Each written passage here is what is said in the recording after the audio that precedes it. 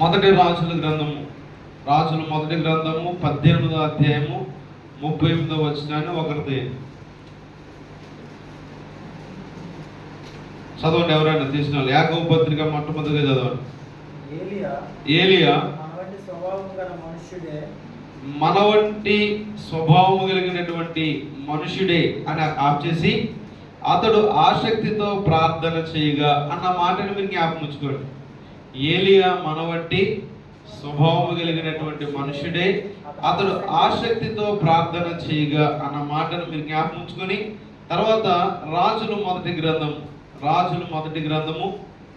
18వ అధ్యాయము 38వ వచనాన్ని చదువుదాం. అతడు ఇలాగూ ప్రార్థన చేయుచుండగా యెహోవా అగ్ని దిగి దహన బలి, పశువును, కట్టెలను, రాళ్లను, బుగ్గిని దహించి కందకములో ఉన్న నీటిని ఆరిపోజేసాను. సో ఇక్కడ రెండు విషయాలు నేను జ్ఞాపకం చేస్తున్నాను. ఒకటి, ఏలి అనే భక్తుడు ఆయన మన వంటి స్వభావం కలిగిన వాడే, మనలాంటి రక్త మాంసాలు కలిగిన వాడే. అతడు ఆసక్తితో ప్రార్థన చేశాడు. ఆ సందర్భం వేరు. వర్షం కురవాలని ప్రార్థన చేశాడు, వర్షం కురవకూడదని ప్రార్థన చేశాడు, తర్వాత వర్షం కురవాలని ప్రార్థన చేశాడు.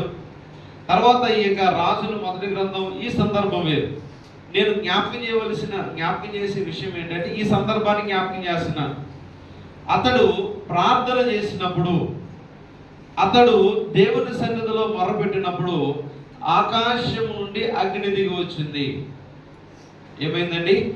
ఆకాశం నుండి అగ్ని దిగి వచ్చి ఆయన ఏర్పాటు చేసినటువంటి ఆ యొక్క బలిపీఠము మీద ఉన్నటువంటి దహన బలిని అగ్ని చేత కాల్చింది. దేవునికి స్తోత్రం కలుగును గాక. హల్లెలూయా. ఈ రోజు నేను జ్ఞాపకం చేసే విషయం ఏంటంటే దేవునికి అర్పించే అర్పణ దేవుడు ఇష్టపడాలి. దేవునికి అర్పించేది ఏదైనా కానీ దేవుడు ఇష్టపడాలి. అంటే వాళ్ళు భక్తులు కదండి, వాళ్ళు ఉన్నతమైన వాళ్ళు కదండి, వాళ్ళు చేస్తే దేవుడు వింటాడండి అని అనుకోవచ్చేమో మీరు. కానీ అందుకుంటే మొట్టమొదటిగా చదివించాను, ఏలియా మన వంటి స్వభావం కలిగిన మనుషుడే. అంటే మనలాగా రక్త మాంసాలు కలిగినటువంటి వ్యక్తే. అయితే అతడు ప్రార్థన చేసినప్పుడు దేవుని యొక్క అగ్ని ఆకాశం నుండి భూమి మీదకి దిగి వచ్చింది. అతడు ప్రార్థన చేసినప్పుడు దేవుని యొక్క అగ్ని ఆకాశం నుండి దిగి వచ్చి ఆయన ఏదైతే అర్పించాలని అర్పణగా ఆ బలిపీఠం మీద పెట్టాడో ఆ బలిపీఠం మీద ఉన్నటువంటి అర్పణను దేవుడే స్వయముగా తన అగ్ని చేత ఆ యొక్క బలిపీఠం మీదకు వచ్చి దాన్ని దహించి వేసినట్టుగా ఇక్కడ మనకి తెలియచేయబడుతుంది. ఇక్కడ జరిగినటువంటి పరిస్థితులు ఏంటంటే రెండు గ్రూపుల వారు మనకు కనబడుతూ ఉంటారు. బయలును ఆరాధించే వారు కనబడుతున్నారు. ఈ 18వ అధ్యాయాన్ని మీరు చదవని తర్వాత ఈ 18వ అధ్యాయంలో దేవుణ్ణి విడిచిపెట్టి, ఇశ్రాయేలు వారే దేవుణ్ణి విడిచిపెట్టి, దేవుని యొక్క చిత్తాన్ని విడిచిపెట్టి, దేవుని యొక్క మార్గాలు విడిచిపెట్టి, దేవుని యొక్క ఉద్దేశాలు విడిచిపెట్టి, దేవుడు ఏ యొక్క ఉద్దేశాలు కలిగి ఉన్నాడో వాటన్నింటిని కూడా పక్కన పెట్టేసి వారికి ఇష్టానుసారంగా బ్రతుకుతున్నప్పుడు, వారికి ఇష్టానుసారంగా జీవిస్తున్నప్పుడు వారిని తప్పుదాములో నడిపించడానికి ఆహాబు భార్య యెజబెలు ఆ యొక్క ఇశ్రాయేలు ప్రజల మధ్య దేవుని యొక్క చిత్తాన్ని తొలగించడానికి ఆమె చేసిన ప్రయత్నంలో భాగంగా వారు దేవుని విడిచిపెట్టి తిరుగుతున్నప్పుడు దేవుడు తన ప్రవక్త అయినటువంటి ఏలియాను దేవుడు ఏర్పాటు చేసుకున్నాడు. ఆ దినాలలో ఏర్పాటు చేసుకుని, ఎందుకయ్యా మీరు రెండు తలంపుల మధ్య ఉంటారు, ఎందుకు రెండు తలంపుల మధ్య మీరు నివసిస్తారు, ఉంటే లోకములైనా ఉండండి లేకపోతే దేవుళ్ళైనా ఉండండి అని వారిని హెచ్చరిక చేసి దేవుని యొక్క కార్యం అక్కడ జరగాలి అని మొట్టమొదటిగా, అంటే మీకు అర్థం అవ్వాలని చెప్తాను, అర్థమవుతుంది ఎందుకంటే మీరు బైబిల్ చదువుతూ ఉంటారు కాబట్టి. మొట్టమొదటిగా వారికి అవకాశం ఇచ్చాడు. ఇదిగో మీరు ఒక బలిపీఠాన్ని కట్టండి, ఆ బలిపీఠం మీద ఎద్దును మీరు అర్పించండి అని మొట్టమొదటిగా వారికి అవకాశం ఇచ్చినప్పుడు వారు ఉదయం నుండి సాయంత్రం వరకు కూడా ఆ బలిపీఠం మీద ఆ యొక్క ఎద్దు యొక్క శరీర మాంసాలను పెట్టి వారు దేవుణ్ణి పిలుస్తుంటూ ఉంటారు. ఉదయం నుంచి సాయంకాలం వరకు కూడా అదే జరుగుతూ ఉంటుంది. అయితే నేను జ్ఞాపకం చేసే విషయం ఏంటంటే, ఆనాటి దినాలలో బలిపీఠాలు కట్టే ఒక సాంప్రదాయం ఉండేది. అంటే ప్రతి వారు కూడా దేవుని బిడ్డలైన వారు మొట్టమొదటి బలిపీఠం ఎవరు కట్టారు చెప్పాలి? ఎవరు కట్టారు? అబ్రహాం కట్టాడా? హేబేలు కట్టాడు. హేబేలు బలిపీఠం కట్టి దాని మీద, ఆ హేబేలు తర్వాత బలిపీఠం కట్టింది ఎవరు? హేబేలు తర్వాత బలిపీఠం కట్టింది ఎవరు? నోవాహు కట్టాడు కదండి. జలప్రలయం అంతా కూడా వచ్చిన తర్వాత, జలప్రలయం అంతా కూడా ఆ యొక్క ప్రాంతాన్ని అంతటిని ముంచేసిన తర్వాత, ఆ యొక్క నోవాహు కుటుంబము అరారాతు కొండపైకి వచ్చిన తర్వాత అక్కడ ఏం చేస్తారంటే వారు బలిపీఠాన్ని కడతారు. బలిపీఠాన్ని కట్టి దేవునికి బలర్పిస్తూ ఉంటారు. ఆనాటి దినాలలో ఆ దేవుడు వారికి అలా చేయమన్నాడు. మీరు బలర్పించాలి, ఏమేమి తీసుకురావాలో అక్కడ రాయబడి ఉంటుంది అనమాట అండి. శ్రేష్టమైన వాటిలో, దేవునికి ఇష్టమైన వాటిలో శ్రేష్టమైన వాటిని తీసుకొచ్చి వారు బలులు అర్పించేవారు ఆ బలిపీఠం మీద. ఆనాటి దినాల్లో బలిపీఠం ఒక ప్రాముఖ్యతగా ఉండేది. మరి ఆనాటి దినాల్లో బలిపీఠం మనం కూడా ఇప్పుడు బలిపీఠాలు కట్టాలంటారా? కాబట్టి బలిపీఠాలు కట్టాలా? ఇక్కడ బలిపీఠం కట్టేసి ప్రతి ఒక్కరు కూడా ఆదివారం ప్రార్థనకు వచ్చినప్పుడు ఒక మేకనో, ఒక గొర్రెనో, లేకపోతే ఒక గేదెనో తీసుకొస్తే ఏం చేయాలి? మాస్టర్ గారు ఏం చేయాలా? దాన్ని కట్ చేసి ఏం చేయాలి? ఇక్కడ బలర్పించాలి. ఇక అంతా కూడా రక్త పారుతూ ఉంటుంది కదండి. అయితే ఆనాటి దినాలలో బలిపీఠము ప్రాముఖ్యత, దేవునికి బలర్పించేది. ఈనాటి దినాలలో బలిపీఠాలు ఎవరంటే మనమే. దేవునికి స్తోత్రం కలుగును గాక. గట్టిగా హల్లెలూయా, హల్లెలూయా. ఈనాటి దినాల్లో ఈ యొక్క దేవుని యొక్క క్రొత్త నిబంధన కాలంలో బలిపీఠాలుగా ఎవరు పిలువబడుతున్నారంటే దేవుని బిడ్డలే బలిపీఠాలుగా పిలువబడుతున్నారు. అయితే దేవుడు ఆ బలిపీఠం మీద అర్పించే అర్పణ దేవుడు స్వయంగా ఆయన యొక్క అగ్ని చేత కాల్చాలి అంటే ఎలా పడితే అలా ఉంటే దేవుడు దిగొస్తాడండి? దిగొస్తాడా? ఏమి చేయాలి అని ఈరోజు నేను జ్ఞాపకం చేస్తాను. బలిపీఠాలుగా నీవు ఉన్నావు, నీవు నేను బలిపీఠాలుగా ఉన్నావు. దేవునికి అర్పణ అర్పించే బలిపీఠాలుగా మనం ఉన్నాం. దేవుడు మన అర్పణలు అంగీకరించాలంటే, దేవునికి మనం ఇచ్చే ఆ అర్పణలు దేవుడు మనం అంగీకరించాలంటే, ఏ అర్పణ అయినా కానీ నువ్వు దేవుని సన్నిధికి వచ్చి దేవుని సన్నిధిలో నువ్వు అర్పించే అర్పణ దేవుడు అంగీకరించాలంటే నీ బలిపీఠము బాగుండాలి. మొట్టమొదటిగా బలిపీఠము బాగోకుండా నువ్వు ఏ అర్పణ అర్పించినా కానీ అర్పణ దేవుడు అంగీకరించడు. అర్పణను దేవుడు అంగీకరించే ప్రసక్తి లేదు. బలిపీఠము బాగుండాలి. దేవుని బిడ్డగా దేవుని సన్నిధికి వస్తూ దేవుని యొక్క సన్నిధిలో ఆయనను రక్షకుడిగా అంగీకరించిన నీవు దేవుని సన్నిధికి వచ్చి ఇచ్చే అర్పణ దేవుడు అంగీకరించాలంటే అది ఏ అర్పణ అయినా కానీ, పాట అనే పాట అర్పణగా నువ్వు అర్పిస్తున్నావా, ఆ పాట అనే అర్పణ దేవుడు అంగీకరించాలి. నీ బలిపీఠంలో నుండి వస్తుంది కదా, నువ్వు దేవుని సన్నిధికి అర్పణ తీసుకొచ్చి కానుకనే అర్పణను సమర్పిస్తున్నావా, ఆ కానుకనే అర్పణ దేవుడు అంగీకరించాలి అంటే నీ బలిపీఠం బాగుండాలి. నీ బలిపీఠం బాగోకుండా అర్పణ తీసుకొచ్చి అర్పిస్తే దానిని దేవుడు లెక్క చేయడు, దానిని అంగీకరించడు.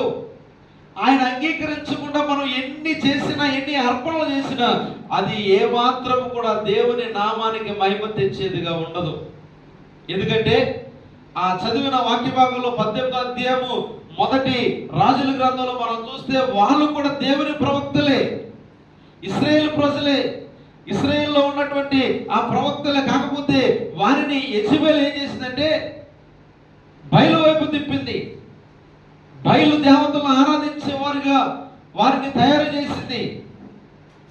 అందుకుంటే ఏలియా అంటూ ఉంటాడు, ఎందుకు మీరు 2 తలంపుల మధ్య ఉంటారు? ఉంటే దేవుని వైపు ఉండండి, లేకపోతే మీరు లోకంలో బ్రతకండి. ఈ రోజున దేవుని బిడ్డలుగా ఉన్న మనము కూడా ఉంటే దేవునిలో ఉండాలి, నమ్మకస్తులుగా ఉంటే దేవుని కొరకు బ్రతకాలి, ఉంటే దేవుని కొరకు జీవించాలి, ఆత్మీయంగా బలపరచబడాలి. అటు దేవునిలో ఉండి ఇటు లోకంలో ఉంటూ దేవుని సన్నిధికి వచ్చి నీ ఇష్టానుసారంగా నువ్వు అర్పణలు అర్పిస్తే దేవుడు అంగీకరించడం.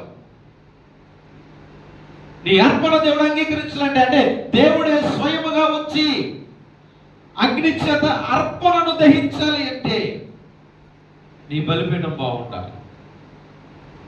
ఇక రాజుల గ్రంథంలో మనం చూస్తే 18వ అధ్యాయంలో వారు బలిపీఠాన్ని కట్టారు. బయలును ఆరాధించే బయలుదేవతను ఆరాధించే ఆ ప్రవక్తలు బలిపీఠాన్ని కట్టారండి. కట్టినట్టుగా రాయబడి ఉంది అక్కడ. వాళ్ళు కట్టి ఆ బలిపీఠం మీద ఆ యొక్క ఎద్దును తునాతునకలుగా చేసి వారు రమ్మంటున్నారు బయలును, వచ్చి దహించు అంటే ఏ మాత్రము కూడా అగ్ని దిగిరాల. కానీ ఇక్కడ జరగవలసినది ఏంటంటే ప్రియమైన బిడ్డలారా, ఏలియా వంతు వచ్చింది. ఏలియా ఏం చేశాడు అని ఆలోచన చేస్తే చూద్దాం. మొట్టమొదటిగా చూద్దాం, దేవుడు మన యొక్క బలిపీఠం మీద ఉన్నటువంటి అర్పణను అంగీకరించే బలిపీఠం అంటే ఇది. ఒకసారి చూడండి, బలిపీఠం అంటే ఇది. లేకపోతే పక్షినో తీసుకొచ్చి దాన్ని శుభ్రపరిచి ఆ బలిపీఠం మీద అలాగ అర్పించాలి. అలా పెట్టినప్పుడు దేవుని యొక్క అగ్ని దాని మీదకి దిగి వస్తుంది. ప్రియమైన బిడ్డలారా, దేవుని అగ్ని దిగి వచ్చినప్పుడు అక్కడ దేవుని కార్యం జరుగుతూ ఉంటుంది. ఇక్కడ ఏలియా ప్రార్థన చేస్తున్నాడు. ఏలియా ప్రార్థన చేసినప్పుడు దేవుని యొక్క అగ్ని ఆకాశం నుండి దిగొచ్చి ఆ అగ్ని బలిపశువుని ఏం చేసిందంటే దహించి వేసినట్టుగా దేవుని యొక్క వాక్యంలో మనకు కనపడుతుంది. అయితే దేవుని యొక్క అగ్ని దిగి రావాలి బలిపీఠం మీద కంటే బలిపీఠము బాగుండాలని నేను జ్ఞాపకం చేశాను. చూద్దాం, చూడండి ఏలియా ఏం చేశాడు. బలిపీఠం మీదకి అగ్ని దిగి రావడానికి ఏలియా చేసిన పని ఏంటంటే ప్రియమైన బిడ్డలారా, అదే 18వ అధ్యాయము 30వ వచనం చదువుదాం. త్వరగా 18వ అధ్యాయము 30వ వచనం చదువుదాం. అప్పుడు ఏలియా నా దగ్గరకు రండిని జనులందరితో చెప్పగా జనులందరూ అతని దగ్గరకు వచ్చి అతడు క్రింద పడద్రోయబడిన యెహోవా బలిపీఠమును బాగు చేసేను. దేవునికి స్తోత్రం కలుగును గాక. గట్టిగా చెప్పండి, చేతులు ఎత్తి హల్లెలూయా హల్లెలూయా. పడిపోయిన బలిపీఠాన్ని బాగు చేశాడు. ఏ బలిపీఠాన్ని బాగు చేశాడు? పడిపోయిన బలిపీఠాన్ని. అంటే బలిపీఠం కట్టబడింది, బలిపీఠం నిర్మించబడింది. ఆ బలిపీఠం ఏమైందంటే పాడైపోయింది, పడద్రోయబడింది. ఈ రోజున మన బలిపీఠాలు కూడా బాగా ఉన్నాయనుకుంటున్నాం. మనం లోకంలో పడిపోయాం, లోకంలో జీవిస్తున్నాం, లోక ఆశలతో బ్రతుకుతున్నాం, లోక తలంపులతో బ్రతుకుతున్నాం. లోకంలో పడిపోయి దేవుడి దగ్గరకు వచ్చి నువ్వు ఏది చేసినా దేవుడు అంగీకరిస్తాడని నువ్వు అనుకుంటూ దేవుడి సన్నిధికి వచ్చి ఏది చేయడానికి నువ్వు ఇష్టపడినా కానీ నీ బలిపీఠం బాగోకుండా దేవుడు దానిని అంగీకరించడం. పాటనే అర్పణ అనిపిస్తున్నావా? నీ బలిపీఠం బాగుందో లేదో ఒకసారి చూసుకోవాలి. అటు లోకంలో అడిగేసి ఇటు దేవునిలోకి అడిగేసి ప్రభువా ప్రభు అని పిలిస్తే ప్రభు వింటాడే అనుకుంటున్నావేమో. అసలు నో ఛాన్స్ లేదేం పెట్టారు. దేవుడు అంగీకరించడు, దేవుడు దానిని ఇష్టపడడు. ఇక్కడ ఏలియా చేసిన పని ఏంటంటే పడద్రోయబడి ఉన్నటువంటి బలిపీఠాన్ని బాగు చేశాడు. మొట్టమొదటిగా ఈ రోజున ప్రభు అవకాశం ఇస్తున్నాడు. పాడైపోయిన నీ బలిపీఠం, ఏ విషయాల్లో పడిపోయావో, ఎక్కడెక్కడ పడిపోయావో, ఎక్కడెక్కడ నువ్వు దిగజారిపోయావో, లోకానుసారంగా లోక ఆశలతో లోక తలపులతో పడిపోయి నువ్వు ఏ రీతిగా ఉన్నావో ఒకసారి ఆలోచన చేసుకో. నీ బలిపీఠాన్ని బాగు చేస్తే, నీ బలిపీఠాన్ని మరలా నువ్వు కట్టుకోగలిగితే, నీ బలిపీఠాన్ని మరలా నువ్వు నిర్మించుకోగలిగితే దేవుడు తన ఆత్మశక్తి చేత దేవుడు నింపడానికి ఇష్టపడుతున్నాడు. నమ్మిన వారు దేవుని చెప్తే గట్టిగా హల్లెలూయా హల్లెలూయా. బాగు చేసుకుంటావా నువ్వు దేవుని బలిపీఠాన్ని? దేవుడు నీ అర్పణ అంగీకరించే బలిపీఠాన్ని నువ్వు కట్టుకోగలుగుతావా? ఏలియా చేసిన పని ఏంటంటే పాడైపోయిన బలిపీఠాన్ని కట్టాడు. ఈరోజు ప్రభు మాట్లాడుతున్నాడు నీతో, నాతో, మనందరితో మాట్లాడుతున్నాడు. నువ్వు ఎక్కడైతే పడిపోయావు, ఎక్కడైతే ఆ యొక్క బలిపీఠానికి రంధ్రం పడిందో లేకపోతే ఊడిపోయిందో, ఎక్కడైతే పాడైందో బలిపీఠాన్ని, ఆ బలిపీఠాన్ని కట్టుకునే అవకాశాన్ని దేవుడు ఇస్తున్నాడు. దేవునికి స్తోత్రం కలుగును గాక. హల్లెలూయా. తర్వాత ఆయన చేసిన పడిపోయిన బలిపీఠాన్ని కట్టాడు, ఆయన బాగు చేశాడు. తర్వాత ఏం చేశాడో ఆ 31వ వచనంలో చూద్దాం ఒకసారి. యెహోవాకు ప్రత్యక్షమై నీ నామము ఇశ్రాయేలునగునని వాగ్దానము నొందిన యాకోబు సంతతి గోత్రముల లెక్క చొప్పున 12 రాళ్లను తీసుకొని ఆ రాళ్ళ చేత యెహోవా నామమున ఒక బలిపీఠము కట్టించి, దేవునికి స్తోత్రం కలుగును గాక. ఒకటి పాడైన బలిపీఠాన్ని కట్టాడు, బాగు చేశాడు. తర్వాత ఏం చేశాడంటే ఇశ్రాయేలీయులకు సంబంధించినటువంటి, యాకోబు సంతతికి సంబంధించినటువంటి 12 గోత్రాల వారి యొక్క సూచనగా ఏం చేశాడంటే 12 రాళ్ళను తీసుకొచ్చాడు. ఈ 12 రాళ్ళకి 12 చాలా అర్థాలు తీసుకొచ్చారు చాలా మంది భక్తులు.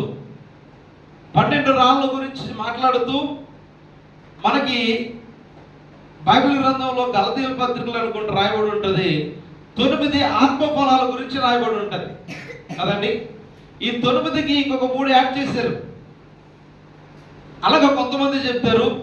అయితే నేను జ్ఞాపకం చేసిన విషయం ఏంటంటే ఈ 12 రాళ్ళు తీసుకొచ్చారు కదా, రాళ్ళన్నీ కూడా సమానంగా ఉంటాయా? ఇప్పుడైతే సిమెంట్ ఇటుకలు వచ్చేసినాయి, అప్పుడు రాళ్ళు కదండి. మీరు కొండ దగ్గరకు వస్తున్నారు కదా, బియ్యంపాలు కొండ దగ్గరకు వస్తున్నారు కదా, అక్కడ రాళ్ళు ఏం చేస్తుంటుంది, మిషన్ తీసినప్పుడు స్క్వేర్గా రావాలి. ఎలా ఉంటాయి? వంకర దగ్గరగా ఉంటాయి, ఒక మూల ఎక్కువ ఉంటుంది, ఒక మూల తక్కువ ఉంటుంది, రౌండ్గా ఉంటాయి, ఇలా ఉంటాయి. అటువంటి రాళ్ళతో బలిపీఠాలు కట్టేవారు. అప్పుడు బలిపీఠాలని రాళ్ళతో కట్టేవారు, తర్వాత మట్టితో కట్టేవారు, తర్వాత చెక్కతో కూడా కట్టేవారు. ఇది రాళ్ళతో కట్టబడినటువంటి బలిపీఠం. ఈ రాళ్ళు ఎలా ఉంటాయంటే చిందరవందరంగా ఉంటాయి, ఒక షేప్ ఉండదు, ఒక షేప్ అనేది ఉండదు. ఈ 12 రాళ్ళు దేనికి సాదృశ్యంగా ఉన్నాయంటే, ఈ రాళ్ళు తెచ్చి బలిపీఠం కడుతున్నప్పుడు ఆ బలిపీఠము సమానంగా రావడానికి, లేకపోతే అందంగా రావడానికి ఏం చేసేవారంటే ఆ రాళ్ళను చెక్కి దాన్ని బలిపీఠంగా కట్టేవారు. మోషే కాలంలో అయితే ఆయన గారు చూశారు నాయన, మోషే కాలంలో అయితే దేవుడు చెప్పాడు పనిముట్టు తగలకూడదని చెప్పేవాడు. మోషే కాలంలో మోషేకి చెప్పాడు అది కదండి. నీవు బలిపీఠం కట్టేటప్పుడు దాని మీద శుద్ధ సౌండ్ వినబడకూడదు, తర్వాత దాన్ని నీవు చెక్కకూడదు. అయితే ఇక్కడ మనం ఆలోచన చేస్తే ప్రియమైన బిడ్డలారా, ఆ బలిపీఠాన్ని కట్టేటప్పుడు రాళ్ళు తీసుకొచ్చినప్పుడు అక్కడ నేను జ్ఞాపకం చేసే విషయం ఏంటంటే ప్రియమైన బిడ్డలారా, ఐక్యతకు సాదృశ్యంగా ఉండేటట్టుగా, ఐక్యత లేకపోతే ఎక్కడ కూడా అవి ఎటు పడితే అటు ఉండేవి, రాళ్ళు ఎలా పడితే అలా ఉండేవి. దానితో బలిపీఠం కట్టాలంటే చాలా కష్టం కదండి. అయితే ఇక్కడ మనం ఆలోచన చేస్తే ఆ బలిపీఠాన్ని కట్టేటప్పుడు మనలో సమాధానం లేకపోతే, ఐక్యత లేకపోతే ఆ బలిపీఠం సరిగా నిర్మించబడదు. ఆ బలిపీఠం సరిగా నిర్మించబడదు. ఆ బలిపీఠంలో ఎలా ఉంటుందంటే హెచ్చు తగ్గులు ఉంటాయి, ఒకటి బయటకు ఉంటుంది రాయ, ఒకటి లోపలికి ఉంటుంది. అలా ఉంటే చూడడానికి బాగుంటుందా? అందుకుంటే ఇక్కడ ఈ 12 రాళ్ళ గురించి మనం ఆలోచన, చాలా భక్తులు చాలా ప్రసంగాలు చేశారు దాని మీద, 12 రాళ్ళ గురించి. అయితే నేను జ్ఞాపకం చేసేది ఏంటంటే ఐక్యత కావాలి. ఏం కావాలండి? ఐక్యత లేకపోతే, ఐక్యత ఉంటే ఏం చేయబడతాం అంటే సరి చేయబడతాం. ఐక్యత లేదనుకోండి, సరి చేయబడడానికి ఇష్టపడతామా? చాలా కథలు ఉన్నాయి. ఆ కథలు చెప్పడానికి నేను టైం లేదు కాబట్టి కథలు చెప్పను. ఏమండి,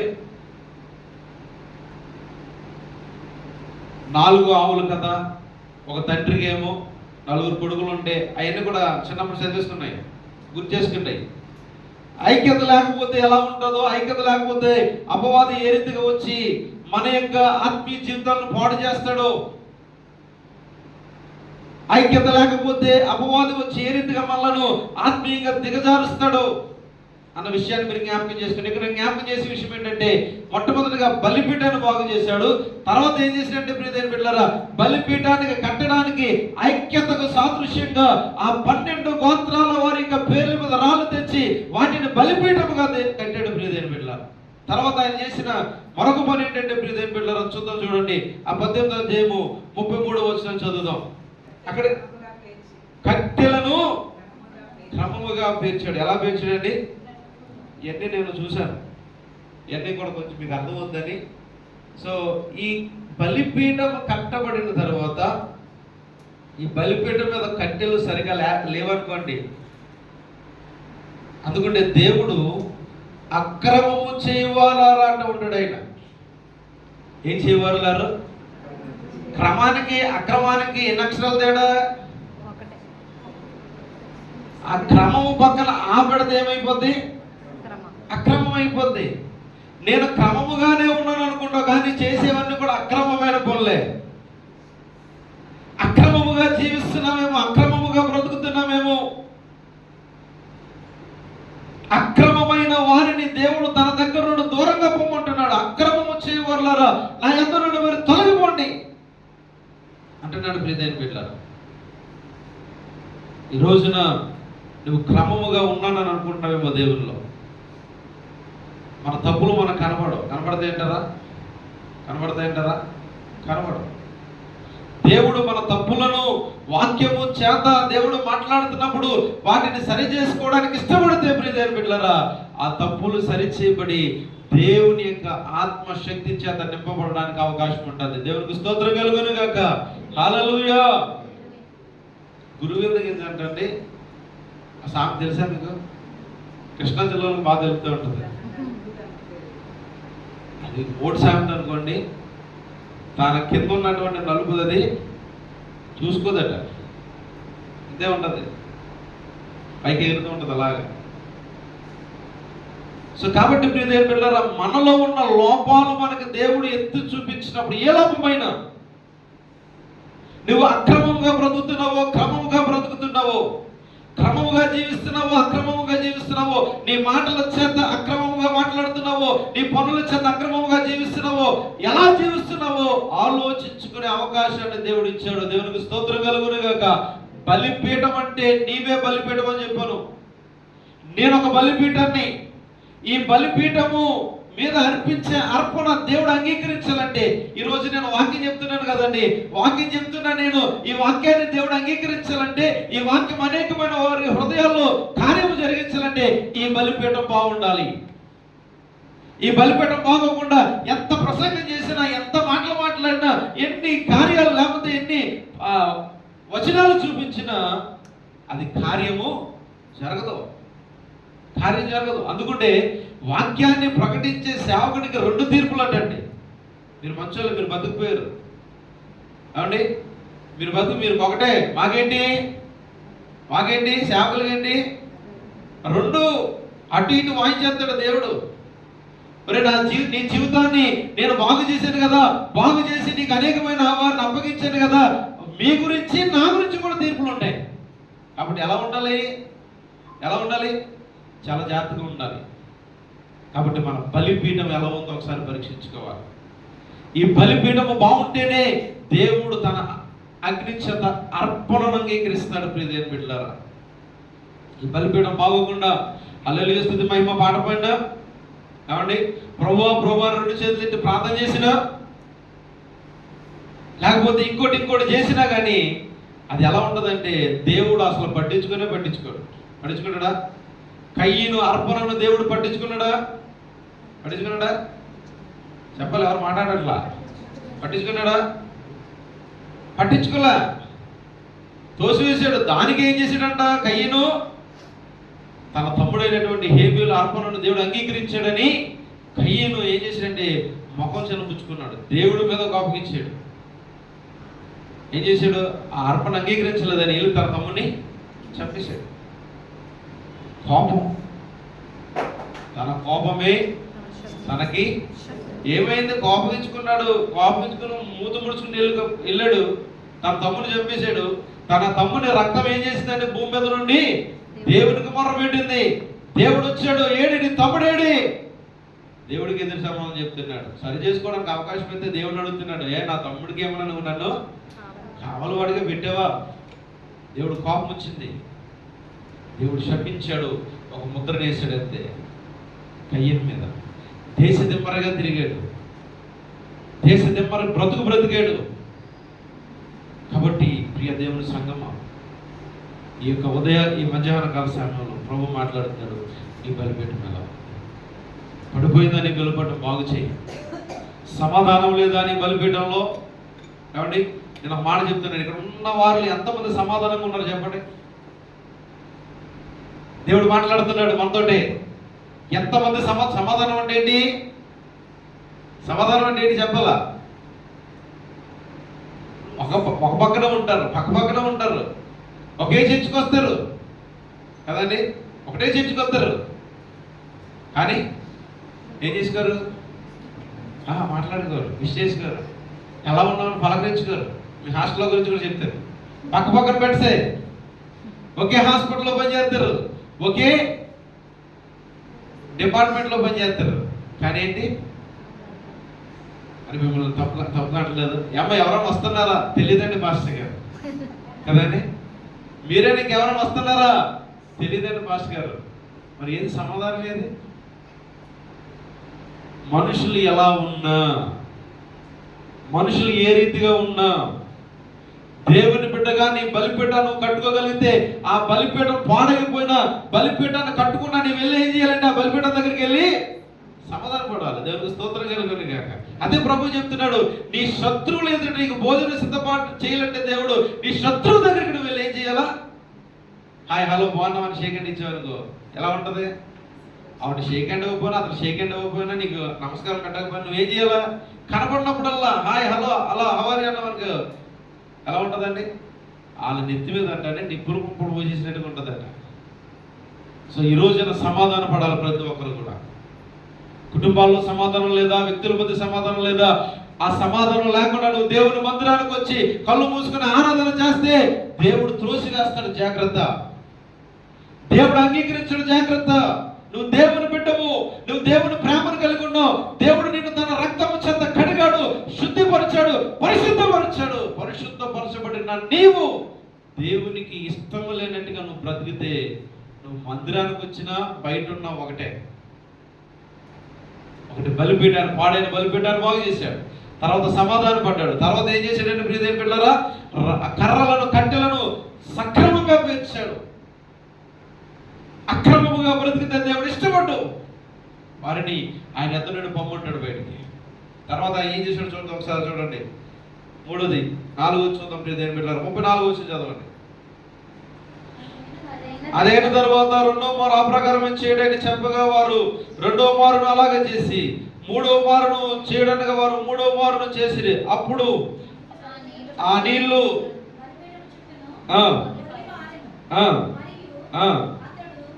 33 చదవండి.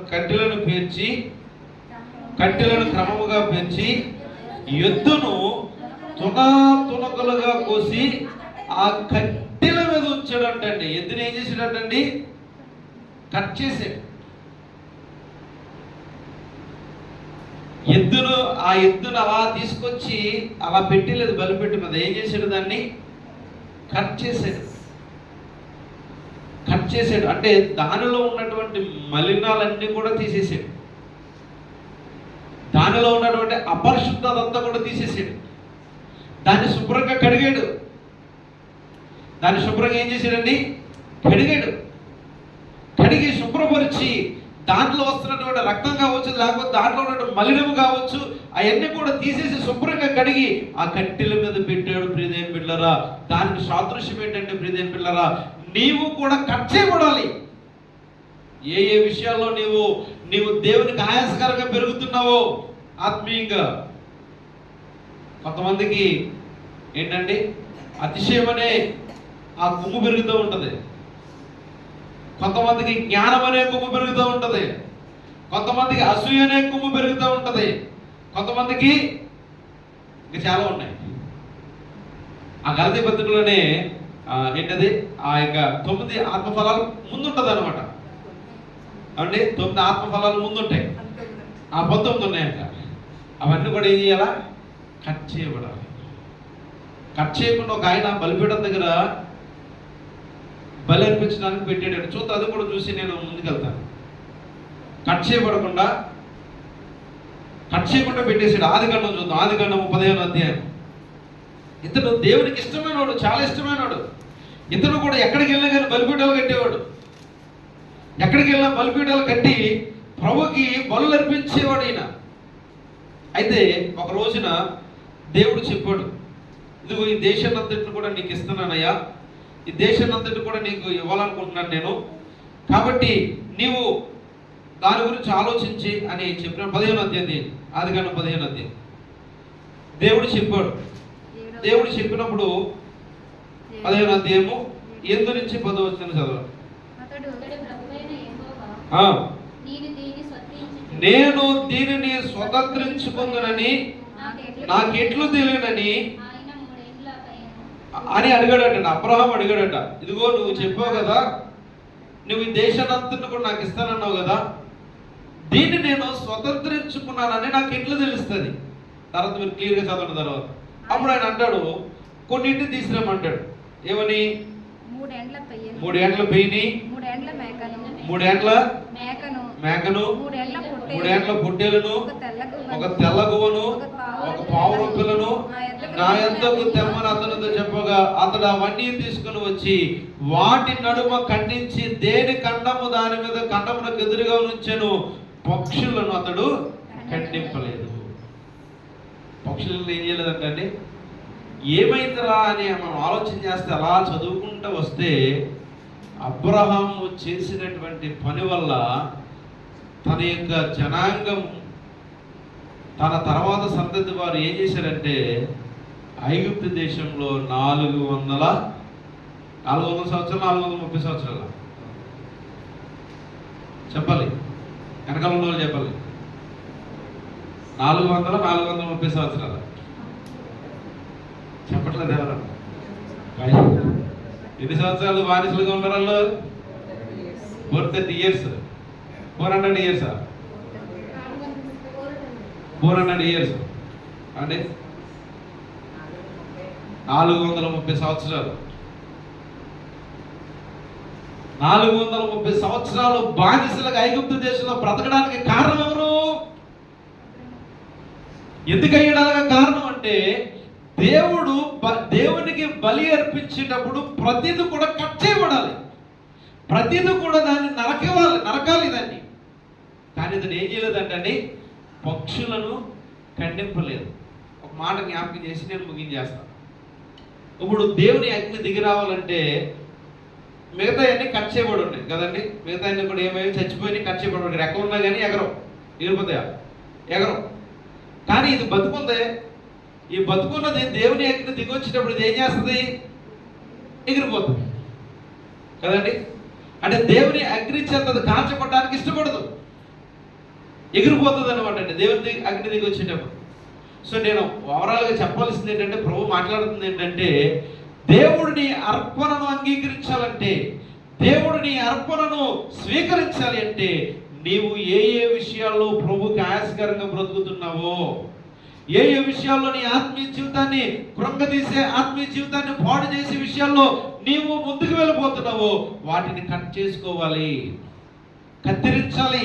అందుకంటే ఈ సంవత్సరం దేవుడు మనకి ఇచ్చిన వాగ్దానం ప్రియమైన బిడ్డలారా, యోహాను సువార్త 12:24 మనం చదివితే, గోధుమ గింజ భూమిలో పడి చావకుండిన ఎడల చావాలి. దేవునికి ఆయాసకరంగా నీ జీవితంలో ఏదైతే ఉందో దాన్ని నువ్వు చంపుకోవాలి.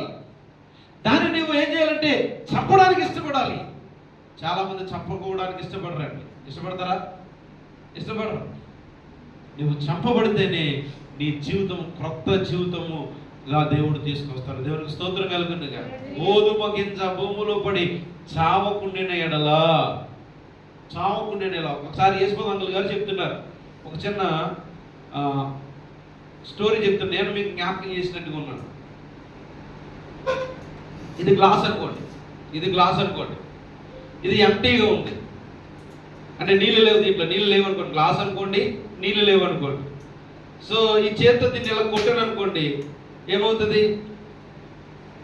అందులో నీళ్ళు లేవు కాబట్టి నీళ్ళు బయటికి రావు. దీన్ని ఫుల్గా నీళ్ళతో నింపాను అనుకోండి, ఫుల్ నీటితో నింపి నేను ఒక్కటి ఇలా కొట్టాను అనుకోండి, ఏమవుతుంది? అర్థమైంది అనుకుంటున్నాను. అంటే నీ జీవితంలో దేవుడు నీ బలిని లేకపోతే నీ యొక్క అర్పణను అంగీకరించాలంటే నీ జీవితంలో దేవునికి ఆయాసకరంగా ఉన్నవన్నింటిని కూడా నువ్వు తొలగించుకోగలిగితే, దేవుడు పరీక్షించాలనుకున్నప్పుడు, దేవుడు నిన్ను టెస్ట్ చేయాలనుకున్నప్పుడు, కొన్నిసార్లు టెస్టులు చేస్తాడు దేవుడు. మన దేవుడు పరీక్షిస్తూ ఉంటాడు దేవుడు. ఆ టైంలోనే మనలో ఉన్నది బయటకు వస్తాయి. అంతేరా?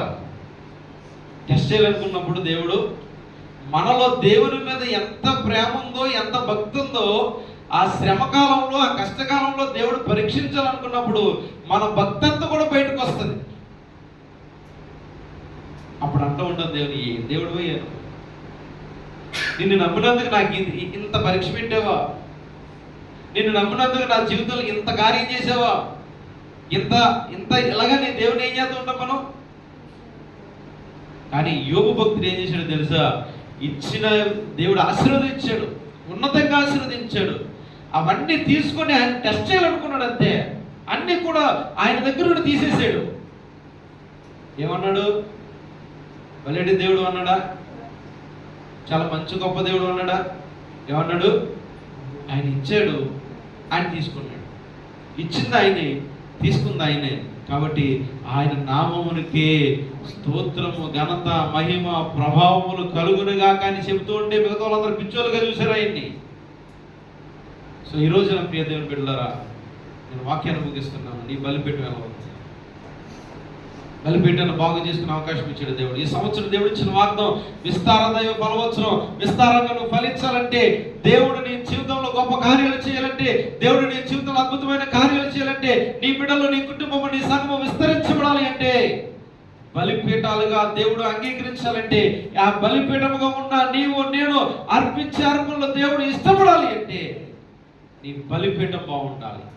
నీ హృదయం అనే బలిపీఠం, నీ శరీరం అనే బలిపీఠం, నీ ఆలోచన అనే బలిపీఠం బాగుండినప్పుడు దాని మీద అర్పించే అర్పణలో దేవుడు ఏం చేస్తాడు?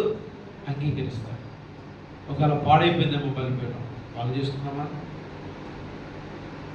ఒకవేళ ఆ బలిపీఠము బాగున్నా కానీ సమాధానం లేని బలిపీఠాలుగా ఉన్నామేమో, ఎవరితో అసమాధానంగా ఉన్నావో, ఎవరితో నీవు అసమాధానమైనటువంటి జీవితం జీవిస్తున్నావో, పేరుకు క్రైస్తవుడివే, పేరుకు గొప్పోడువే, క్రైస్తవ్యంలో సీనియర్వే, కానీ ఎలా ఉంది మన భక్తి?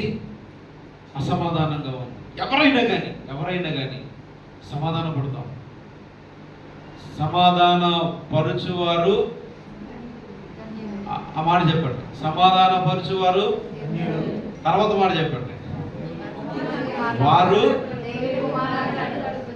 మాట చెప్ప చదవండి ఒకసారి. మత్తయి సువార్త 5వ అధ్యాయం, మత్తయి సువార్త 5వ అధ్యాయం.